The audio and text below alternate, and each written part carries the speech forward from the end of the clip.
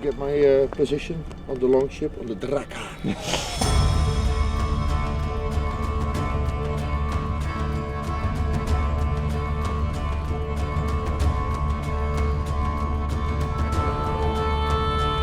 So we'll see which one of me and Philip will get the best shot. You guys can rate. There's the model. That looks sick though. We're Vikings as well, dude. So that's okay? No. Halla? Har du ikke stått opp? Den nikker ikke på.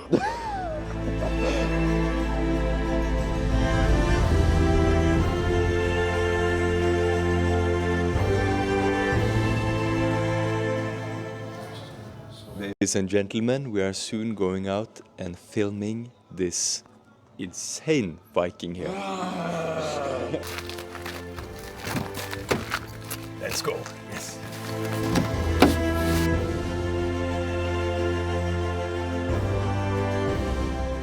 So we're on our way to Hopen now to film some Viking stuff, and it's going to be pretty sick.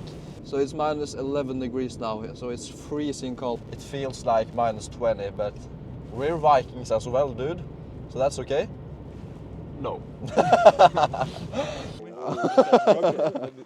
Oh, it's okay. It's real iron. Yes. Real iron plastics. It's gonna chop my drone in 2 pieces. Yeah. Bow now. Get on your knees. This is the real king here. Wow. So always bring my... Can use my sunstone. Wow. To get my position on the longship on the Draka. To give you guys a bit more context of what's actually going on here, we basically got asked to join a Viking workshop to get some sick FPV shots with these guys. Anyways, we had a really fun day, so stay tuned for the rest of the video.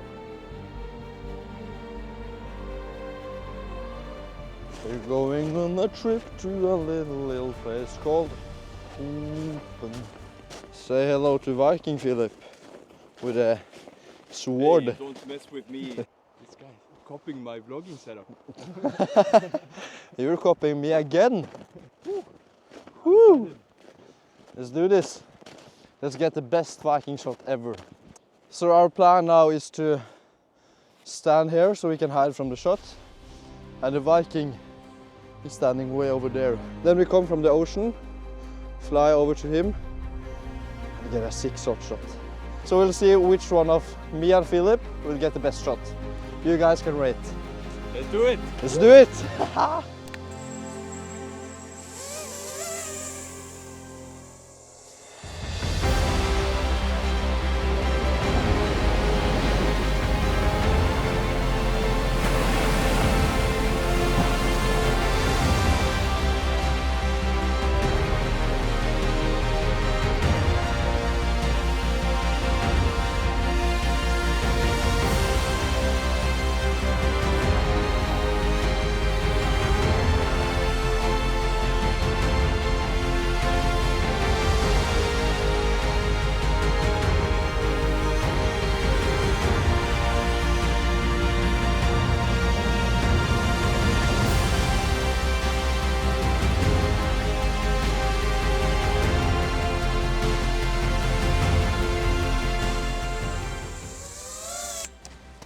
Oh, okay. How do you think about that flight?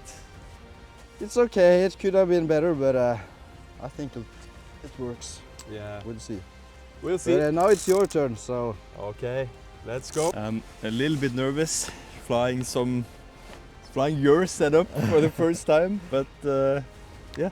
Is this arm switch? So this is the arm switch, like this, Okay. and that's all. Okay. No GPS, no nothing, just arm. Just how we like it. So Philip is testing out my setup now. Wow. So this is Philip's first time flying 5-inch in 2 years.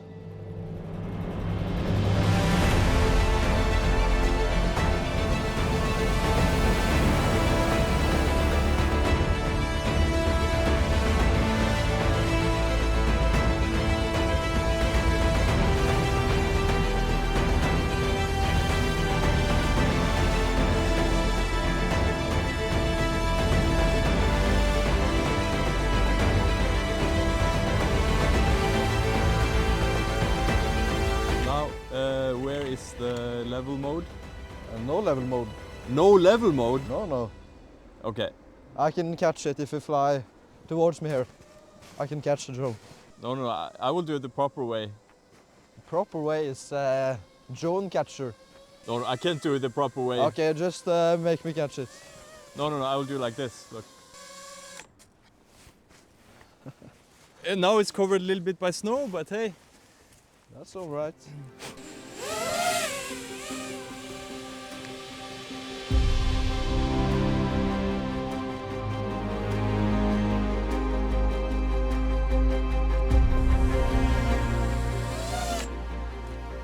Whoa. Okay.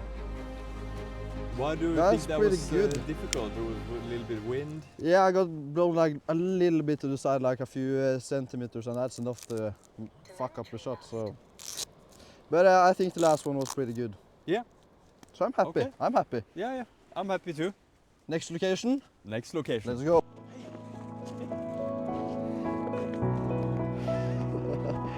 Found this dog.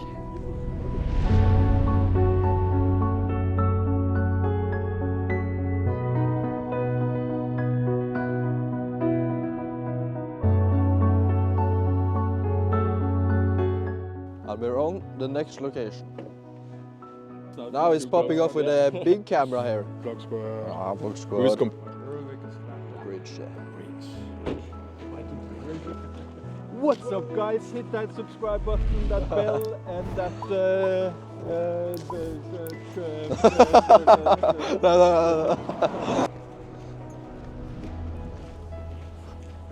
Let's go. So we're gonna fly under here, under this bridge, and then over the ocean. What do you think doable with the 5-inch? I'll go 5-inch, you go Sinwhoop. Okay. Go. Let's go. It's tight, but it's oh, that hole though. Imagine getting the drone in that hole. And it's pure ice, so you can slide underneath. Yeah, maybe I can try that. Just time it correctly and not slide on that hole. Yeah. Oh, is it possible? Here's the model. That looks sick though. Yeah. Jesus. My power pose is pretty bulletproof.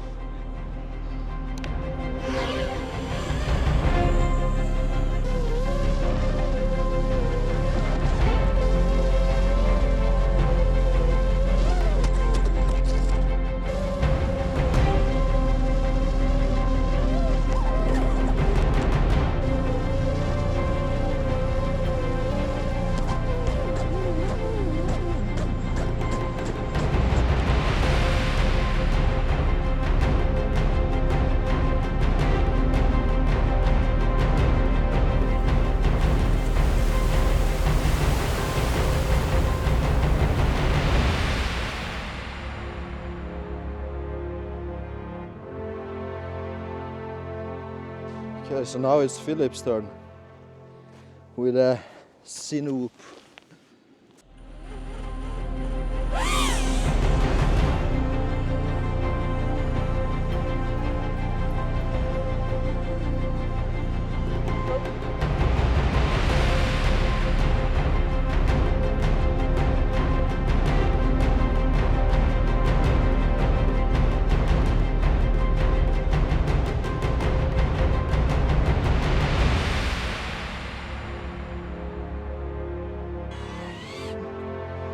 Got a good shot?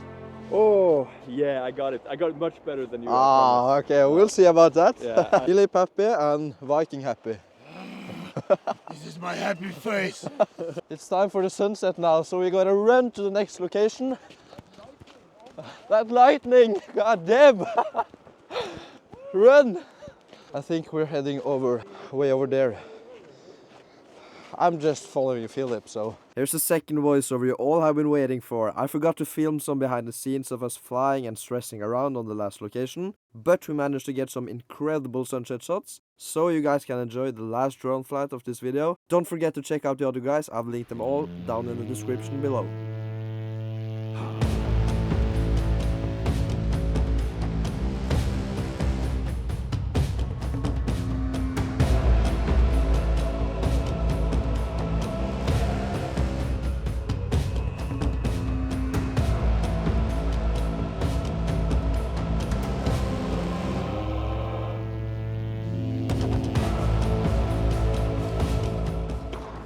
That's a wrap for today, guys. That's a wrap. Finish up with some sunset shots.